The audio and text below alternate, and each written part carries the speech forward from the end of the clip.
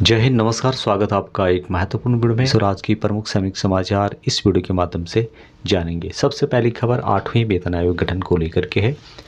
राज्यसभा में इससे संबंधित क्वेश्चन श्री जावेद अली खान और श्री रामजी लाल सुमन के द्वारा वित्त मंत्री और सरकार से पूछे गए। उन्होंने यहाँ पे क्वेश्चन किया कि क्या केंद्र सरकार मुद्रास्फीति की जो बढ़ती हुई दर है, यानी कि जो महंगाई जिस तरह से बढ़ी है, उसको देखते हुए फरवरी 2025 में अगले बजट के दौरान केंद्र सरकार के कर्मचारियों के लिए 8वें वेतन आयोग गठन की घोषणा करने पर सक्रिय रूप से विचार कर रही है या नहीं। तो यहाँ पर सरकार की तरफ से वित्त राज्य मंत्री पंकज चौधरी जी ने जवाब दिया। उन्होंने कहा कि वर्तमान में सरकार के पास केंद्र सरकार के कर्मचारियों के लिए 8वें केंद्रीय वेतन आयोग के गठन का कोई भी प्रस्ताव विचाराधीन नहीं है। तो सरकार ने यहाँ पे क्लियर मना कर दिया है कि अभी तक सरकार के पास 8th जो पे कमीशन है उसके गठन का कोई प्रस्ताव विचार में नहीं है या कोई। अगला खबर काफ़ी चौंकाने वाला है और यहाँ पे आप देख रहे होंगे कि 1965 वार में शहीद हुई सैनिकी विधवा को 60 साल बाद पूरी पेंशन मिली। पंजाब से खबर है। 87 वर्षीय युद्ध विधवा अंगूरी देवी, जिनके पति राजपूत रेजिमेंट के नटेर पाल सिंह 1965 के युद्ध में पश्चिमी मोर्चे पर बारूदी सुरंग विस्फोट के कारण मारे गए थे, को अंततः पंजाब और हरियाणा उच्च न्यायालय के हस्तक्षेप से उनका पूरा हक मिल गया। 87 वर्षीय युद्ध विधवा अंगूरी देवी, जिनके पति राजपूत रेजिमेंट के नटेर पाल सिंह 1965 के युद्ध में पश्चिमी मोर्चे पर बारूदी सुरंग विस्फोट के कारण मारे गए थे, अंततः पंजाब और हरियाणा उच्च न्यायालय के हस्तक्षेप के बाद उन्हें पूरा हक मिल गया और 1965 वार की जो शहीद विधवा है उनको यहाँ पर 60 साल इंतजार करने के बाद पूरी पेंशन। अगली खबर लाखों पेंशनर्स के लिए अच्छी खबर। खाते में पेंशन की टेंशन होगी खत्म। टीसीएस ने बढ़ाया कॉन्टैक्ट। और टीसीएस कौन है? Tata consulting service. और इसके द्वारा ही स्पर्श को इंट्रोड्यूस किया गया और इसके देख रेख में ही स्पर्श का काम किया जाता है। यहाँ पे बताया गया है इसके बारे में कि डिफेंस पेंशनर के खाते में समय पर पेंशन पहुँचाने के लिए आईटी सेवा देने वाली कंपनी टाटा कंसल्टिंग सर्विस की मदद से एक खास प्रणाली का इस्तेमाल किया जाता है। अब इसका कॉन्ट्रैक्ट ख़त्म होने से पहले ही कंपनी ने स्पर्श यानी कि सिस्टम फॉर पेंशन एडमिनिस्ट्रेशन रक्षा के लिए अपने कॉन्ट्रैक्ट को 3 साल के लिए यहाँ पे बढ़ा दिया गया है। यह भारत सरकार के 3 मिलियन यानी कि 30 लाख से अधिक डिफेंस पेंशनर्स को पेंशन का भुगतान करने में तेज़ी लाने के लिए शुरू किया गया एक प्रोजेक्ट है। अभी स्पर्श के माध्यम से सरकार को यहाँ पर करोड़ों रुपए का फ़ायदा है। इसके बारे में यहाँ पे बताया भी गया है कि स्पर्श सिस्टम एक बड़े पैमाने का प्रयास है जिसके ज़रिए 1914 से अब तक के लाखों रिकॉर्ड्स का डिजिटलीकरण और सशस्त्र बलों की तीनों शाखाओं के 30 लाख से अधिक डिफेंस पेंशनर को शामिल किया गया है। टीसीएस ने 50 संस्थान और 2302 कार्यालयों को अपने साथ जोड़ा है, करोड़ों रुपए की बचत कराई है। पहले जो पेंशन होती थी बैंक के माध्यम से होती थी और बैंक को सरकार के द्वारा करोड़ों रुपए देने पड़ते थे, तो उसको यहाँ पर स्पर्श ने बचत किया है। अगली जो खबर है कि शहीद सैनिकी विधवा को अदालत में घसीटने पर सरकार को फटकार। सुप्रीम कोर्ट ने लगाया 50,000 रुपये का जुर्माना। यहाँ पे बताया गया है कि सैन्य सेवा के दौरान शहीद हुई एक सैनिकी विधवा को उदारीकृत पारिवारिक पेंशन के संबंध में न्यायालय में घसीटने के लिए सुप्रीम कोर्ट ने मंगलवार को केंद्र सरकार के रवैये की आलोचना की। अदालत ने इस पर जोर दिया कि निर्णय लेने वाले प्राधिकारी को सैनिकी विधवा के प्रति सहानुभूति रखनी चाहिए थी। जस्टिस अभय एकाओका और जस्टिस अगस्टिन जॉर्ज मसीह की पीठ ने सशस्त्र बल न्यायाधिकरण ईएफटी के आदेश को चुनौती देने वाली अपील दायर करने के लिए केंद्र सरकार पर 50,000 रुपये का जुर्माना लगाया। ईएफटी ने जम्मू कश्मीर में आतंकवाद विरोधी पेट्रोलिंग के दौरान शहीद हुए एक सैनिकी विधवा को उदार पेंशन का आदेश दिया था।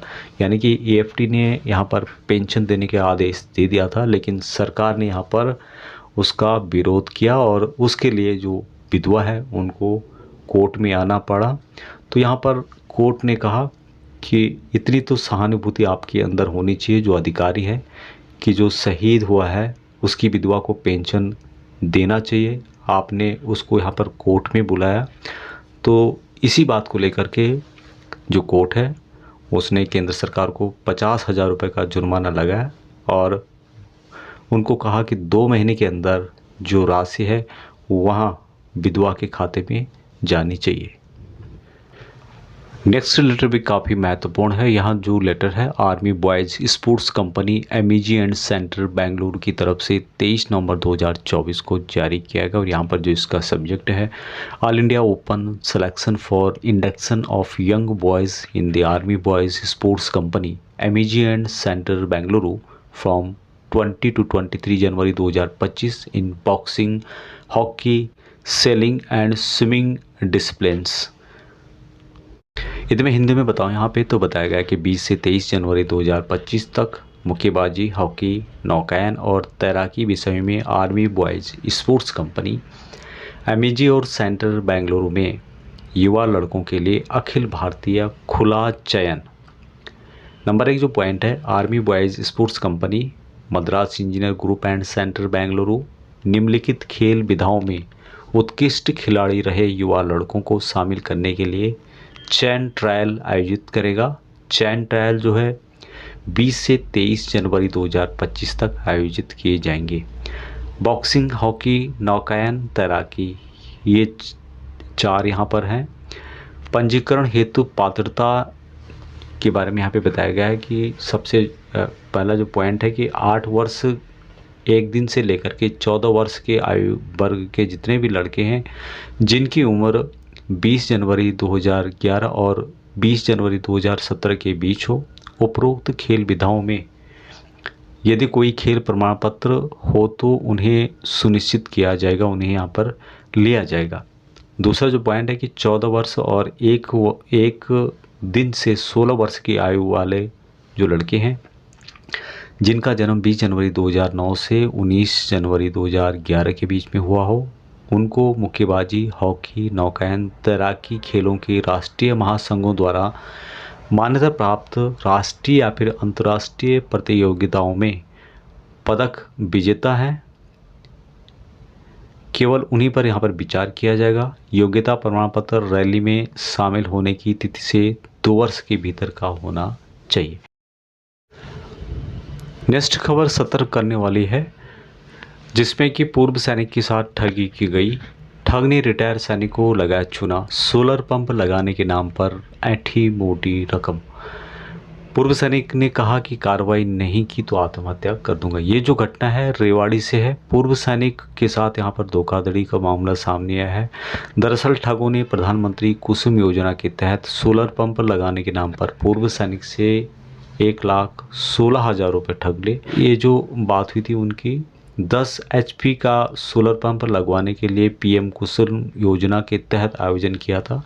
छत्तीसगढ़ में रहने वाले आदर्श यादव उनका नाम बताया गया है, उन पर उनकी बात हुई और हालांकि उन्होंने यहाँ पे प्रधानमंत्री की जो PM कुसुम योजना है उसके तहत अप्लाई किया था, लेकिन यहाँ पर उनके साथ ठगी हो गई और लगभग 1,16,000 रुपये उनके द्वारा गंवा दिए गए। अगली खबर है कि 6 को लगेगा पूर्व सैनिकों के लिए स्वास्थ्य शिविर और ये जो खबर है निकल के आ रही है उत्तराखंड से कि पूर्व सैनिकों के लिए 6 दिसंबर को स्वास्थ्य शिविर आयोजित किया जाएगा। शिविर पंचसूल ब्रिगेड पिथौरागढ़ के तत्वाधान में GIC महाकाली में लगेगा। मंगलवार को सेना की से मिली जानकारी के अनुसार स्वास्थ्य शिविर में पूर्व सैनिकों और उनके आश्रितों का निःशुल्क उपचार किया जाएगा। इस दौरान उनकी जांच कर निःशुल्क औषधि भी वितरित की जाएगी। सेना के अधिकारियों ने सभी पूर्व सैनिकों, बीमारियों व उनके आश्रितों से शिविर में अधिक से अधिक संख्या में आने की अपील की। नेक्स्ट खबर पूर्व सैनिकों के जॉब से रिलेटेड है। भूतपूर्व सैनिकों की भर्ती। हमारी सिक्योरिटी कंपनी में सिक्योरिटी अफसर के पद पर भूतपूर्व सैनिकों के लिए आश्रित किए गए हैं, जिनके लिए भूतपूर्व सैनिक जो GCOs हैं जिनकी उम्र 50 वर्ष तक है आवेदन कर सकते हैं।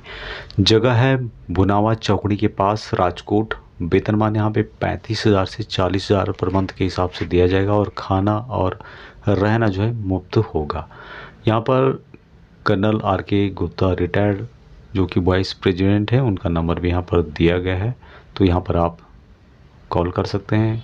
उसके अलावा यहाँ पर कुछ और भी नंबर यहाँ पर दिए गए हैं, तो इन नंबरों पे आप कॉल करके जानकारी प्राप्त कर सकते हैं, जो कि यहाँ पे बताए गए हैं। तो ये थी अपडेट, अभी तक इतना ही। जय हिंद।